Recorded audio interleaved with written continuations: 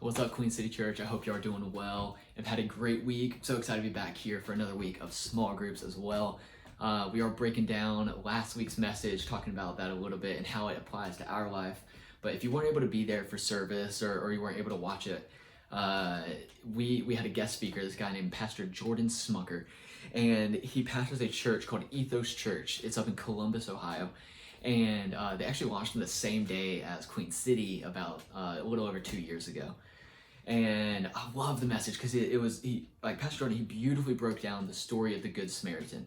And it's a story that many of us have heard. And if you haven't, it's essentially about a guy who was beaten, robbed, and left for dead, and was passed up by a bunch of people who should have helped him. And then there was another guy, a Samaritan man of another race, another race that this Jewish man was at odds with or at tension with, who came in, helped him, picked him up, put him on his donkey, rode him into town, put up the money for his care. And Jesus was addressing issues where somebody was asking, essentially just like, well, if the greatest commandment of my life is to love God and to love people, then who are the people that I'm called to love? Or who is my neighbor that I'm called to love? So Jesus responds with this story. Granted, it is a fictitious story, but the point still remains true, because he ends the story by asking the man, like, so in that story, who do you think was that the broken and hurting man's neighbor? He said, well, it was the Samaritan man. And so Jesus encouraged him and said, that's right, now go and do likewise. So he was getting his point across that our neighbor in life, or the people that we are called to love and to help, is every person that we will come into contact with. But what Pastor Jordan was really breaking down, and this is really what stuck with me, and that I just really wanted to share with you, is that just like telling people, hey, I'll be thinking about you, is not enough. That just telling people like, ooh, like they're hurting, they're broken, like I'll be praying for them. While that is good, prayer is always good, and prayer is our first response to everything. What Jesus is showing here is that, well, like, if there is an opportunity to serve a person, we should take that. And so that's what I want to share with you today, of like how we can live that out. Because Pastor Jordan, he used this beautiful illustration where he was up on stage and he had this white t-shirt on. It was just a clean white t-shirt, and he had these three people come on stage with him. One was wearing they're all wearing white shirts, but they all had paint on it. They all had paint on their shirt, and as Pastor Jordan went to each guy and got close and pulled him in and gave him a hug and addressed the issues that those guys were going through, as he stepped back, his own shirt was covered in paint. And so his point was this, is that in order to help the dirty, we have to get dirty.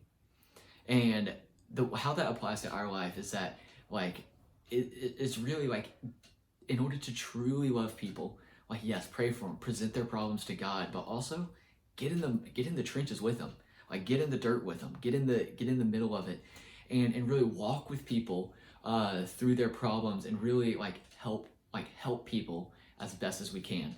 And now, I know like one of Pastor Jordan's points was like helping people financially. I know as young people we don't really always have the means to help people financially, and so you may be asking the question okay, but so how do I do that? What does that look like for me?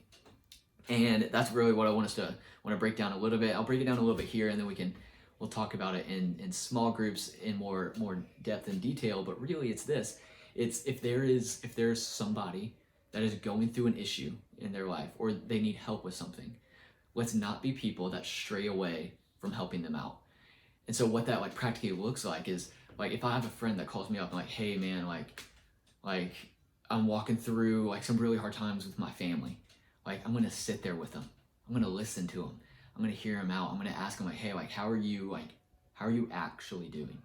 If you have a friend that comes up to you hey, I'm really dealing with some things like depression or anxiety, or there's some trouble in my home, listen to them, talk to them, get in the weeds of it with them.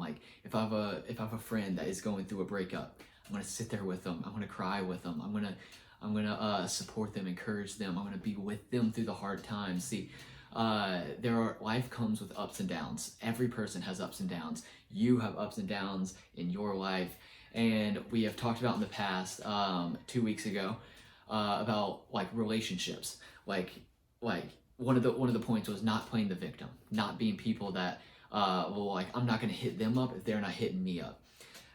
And one of the points I made is that, like, people are going through things, and they need help in the same way that we need help when we go through things. That when we need people there for us, other people need people there for them.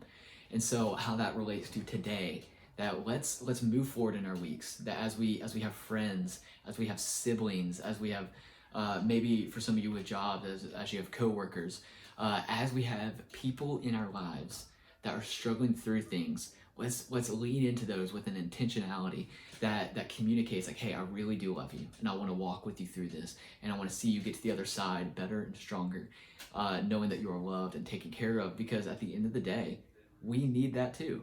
I know that I've had bad days where I've had to call friends, and all I wanted was just to have somebody there just to listen to me, just to talk.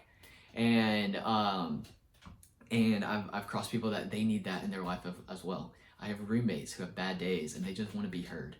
And so, and I've also had people that have gone through traumatic experiences, and they need people just to be there with them to comfort them. And so I've had to get in the mix of that. I've had to, like, get a little dirty, and I've had to, like, sit there as this person just, like, grieves, and, like, I grieve with them. And really I say all this because as we go into our lives, again, there are people that are going through real issues in the same way that you are. So I encourage you, like, if you are going through some of that stuff, like, ask for help. Like myself, the Queen City Youth team, even some of your, like, others, or some of your friends, like the peers that are there in the groups with you. Don't be afraid to reach out. Don't be afraid to ask somebody to help out, for fear that they might get dirty, for fear that they might have to start walking through some of the emotions that you're having to walk through. That's okay, because here's the thing, like, if other people are doing that, we should be people that reach out as well. And so don't be afraid to ask for help. Let's not be people that stray away from, like when we really need things, never reaching out, never asking for help, never talking about the real issues that are going on in our life, or even making light of real issues. Because in the same way that we are called to love people, other people are called to love other people. And so let's not be afraid to ask for help, but in return, let's not be afraid to give the help that other people need, or to give the love that people need. See, we can't take care of everything, but we can always do something. We can always listen. We can always pray with them in the moment. Pastor Jordan even said, for those that are able to, like, if you're able to give financially, give financially. I know not everyone is able to do that, but to whatever extent you are able to help, I want to encourage you this week, going into this week, as you meet with people, or talk with people, or know people in your life that are going through hard times, let's go through those hard times with them, and let's be a generation that loves people well. Because it is the greatest commandment on our life, second only to loving God with all of your heart, soul, and mind.